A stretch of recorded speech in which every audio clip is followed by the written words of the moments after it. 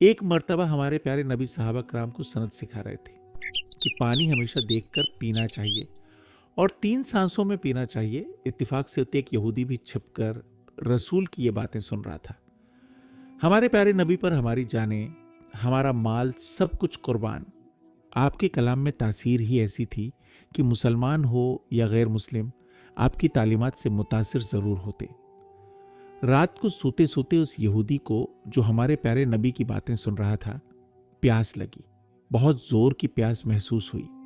जब उस यहूदी को प्यास लगी तो वो अपनी बीवी से बोला कि मुझे अच्छी तरह देखकर पानी पिला। बीवी बोली, आप किसी बातें करते हैं, चिराग बुझा चुकी हूं, रात का वक्त है, क्या देख के पानी पिला? ऐसे ही पी लीजिए, पानी तो साफ सुथरा होता है हमारे घर का। यहूदी को बड़ा गुस्सा आया।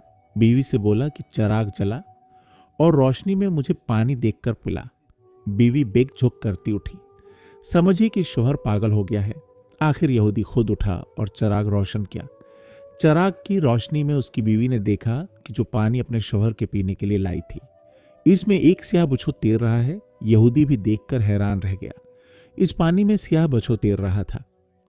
बीवी को उसने तमाम माजरा कहकर सुनाया कि किस तरह उसने छुपकर रसूल की बातें सुनी थी कि पानी हमेशा देखकर पीना चाहिए।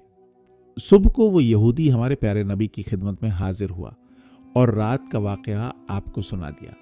आपने तबस्सुम फरमाया। यहूदी बोला, ऐ अल्लाह के रसूल, जिस मजहब की एहतियात इंसान की जान बचा ले, तो वो मजहब खुद पूरे इंसान को दोजख की आग से क्यों करना बचाएगा? इतना कहा और वो यहूदी कलमा पढ़कर मुसलमान हो गया। मुसलमान